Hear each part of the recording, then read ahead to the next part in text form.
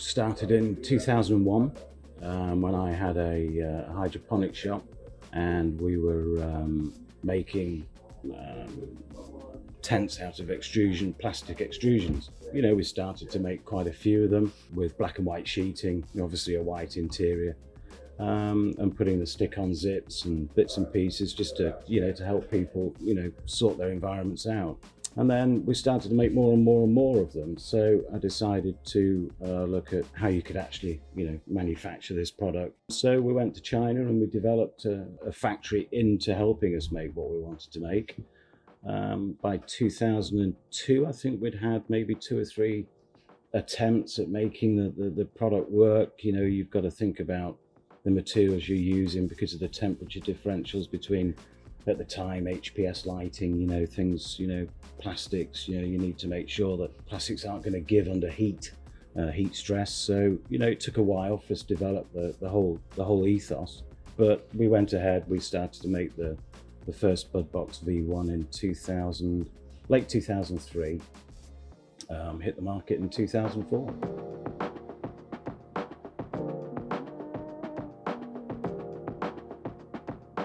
And ever since we did the first one, it's just been a continual development, research, develop, find a different way, a better way, which, ended up with us designing our own white material, which is very different to everybody else's. It offers a flat white.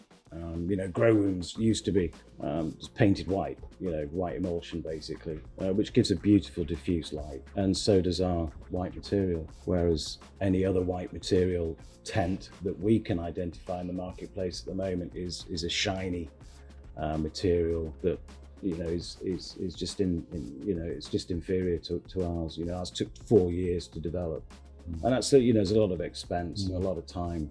To go into that. The machinery that actually makes our material is over 1 kilometre long. The tolerances are such that, even if a forklift truck drives past at the wrong time, it can set up a vibration in the rollers, which some of them weigh 30, 40 tons. So to get that tolerance to constantly make the perfect finish. So the finish is incredibly important. And don't forget, Jonathan, the very first tent that you put out back then was a white tent. White is always. So the very first one, 20 years ago when you started, a white tent, and obviously white tents are becoming more popular now. Yeah. Because of BudBox. Yeah. White is without a shadow of a doubt the best colour. And that's what you for reflectivity, effectively started out doing. Was when grow tents weren't around and you were making them makeshift, you were focusing on what was best for the plants. Absolutely, yeah. Which was pyroreflectivity. Yeah, and that's ultimately where your white that you're paying for back to the plant, because that's where it's required. That's where I think 18 years ago, and that's the first white tent to the market, and here we are now. Yeah, and everybody else catching up. Yeah, incredible, isn't it? Yeah, but they won't catch up.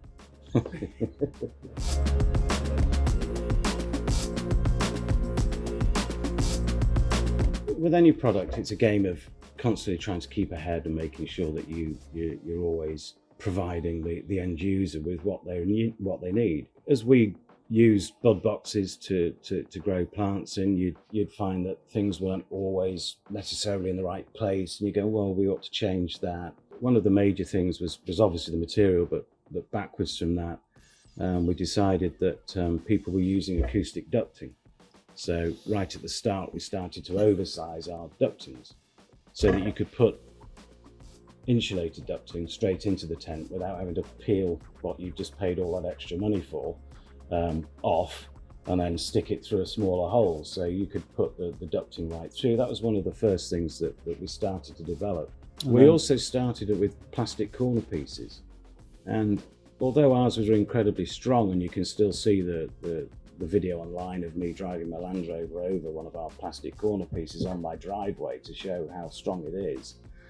Sometimes, metal is better. It's just stronger, and with fan and filter systems as the one that's just in front of me here, they weigh quite a lot and they need to be in a very, very secure environment. So we moved into metal corner pieces.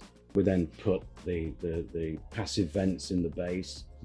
And whilst we were working on the base and those kind of ideas, we looked at drain to waste systems and how to accommodate that within a tent without it having to, go over a hump to get out, because then it kind of ruins the whole process of a drain to waste. So that's where the little uplift bar came in. We also put electrical ports and irrigation ports in the back of the tent, and we were the first people to do that.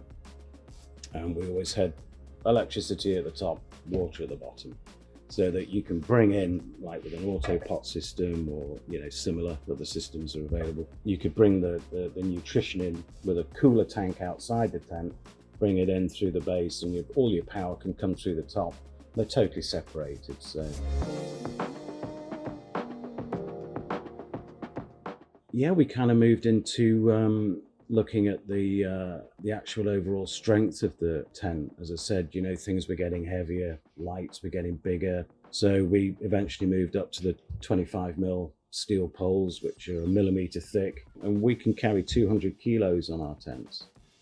Strength is very important. You don't need anything crashing down in the middle of the night. So yeah, we developed the frame, and then we moved on to things like the silicon pads, which are, they're not just there for stopping the scratching of metal on metal, but they stop acoustic resonance as well. If you're hanging fans from the ceiling, they can be quite noisy, and the silicon puts a buffer in between that, so that it stops that acoustic resonance running through the tent and obviously through the whole of your house. And don't forget, Jonathan, you were the first to look at double cuffed vents. Yeah, with double cuffed vents, which had not been done before. No, yeah. And then you were the first to put in the night vision window. Well, the night vision window came as our V3, really, wasn't it? Yeah, 8 years ago? 8 years ago. It was. And we thought people like to check on the plants. You're not growing plants just for the hell of it. People love their horticulture. They want to see what they're growing. To be able to look into that tent in the evening without disturbing the plants, I thought was a really important thing to do. So we worked with a couple of companies in the States as to what kind of filter we could use to get a commercially viable filter that could be rolled up and folded away and then used again and again. So we came up with one with the right spectrum of green. And so you can now shine a torch through in the evening and still have a look and check on your plants and see what's going on in there. So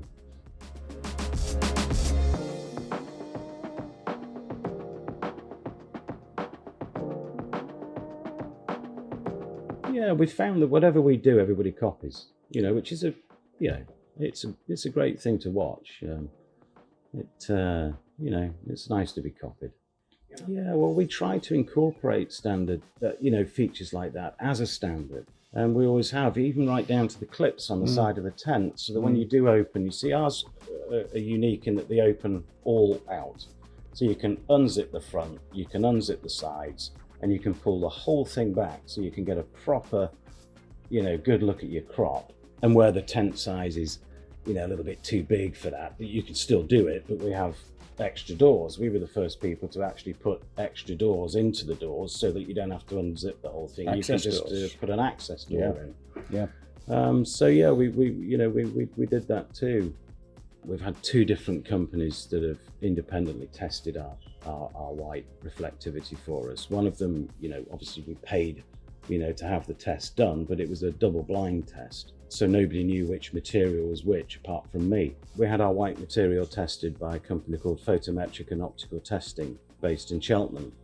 All of the information is available online on our website and many others. We tested 2 different white materials. We tested 3 different mylar materials, and BudBox with white material won by a huge margin over the white and a massive margin over the silver. This was compounded by a company in the States called Black Dog LED, who are great people. And they independently tested BudBox as well against their previous silver tents that they were using.